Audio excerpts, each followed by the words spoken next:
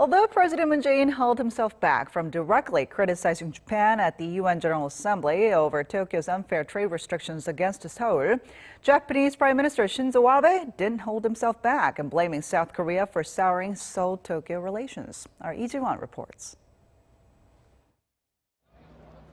Japan's efforts to blame South Korea for their current disputes continued even at the UN General Assembly in New York.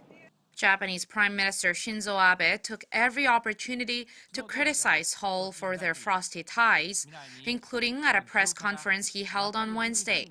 When asked on the worsening Seoul-Tokyo ties, the Japanese PM went on for nearly 3 minutes to explain Tokyo's stance on almost every single point of contention. South Korea isn't making any moves on its violation of the 1965 Seoul-Tokyo Agreement, and is continuing to take actions that harm the trust between the two sides. Abe reiterated that the forced labor ruling, where Seoul's Supreme Court ordered Japanese firms to compensate Koreans forced to work for them during Japan's colonial rule, has nothing to do with its trade curbs on Seoul.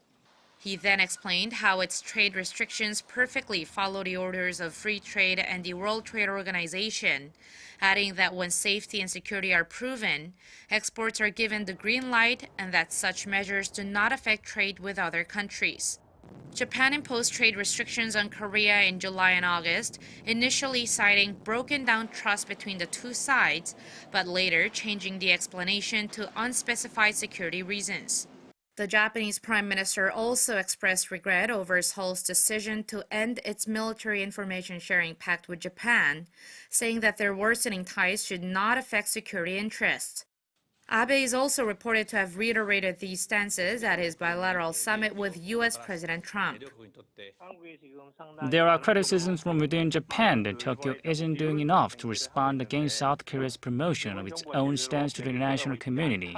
Also, these claims could be seen as part of Japan's efforts to win against Seoul should the WTO rule on this.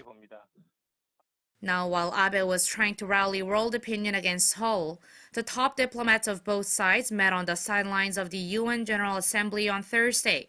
Foreign Minister Kang Kyung-hwa met with her newly appointed counterpart Toshimitsu Motegi for the first time, and the two talked for around 50 minutes. While no real progress was made on the major issues, Minister Kang told reporters that both sides agreed close cooperation is needed on issues like North Korea's denuclearization, and that the two sides should continue such open-minded talks and work towards the future.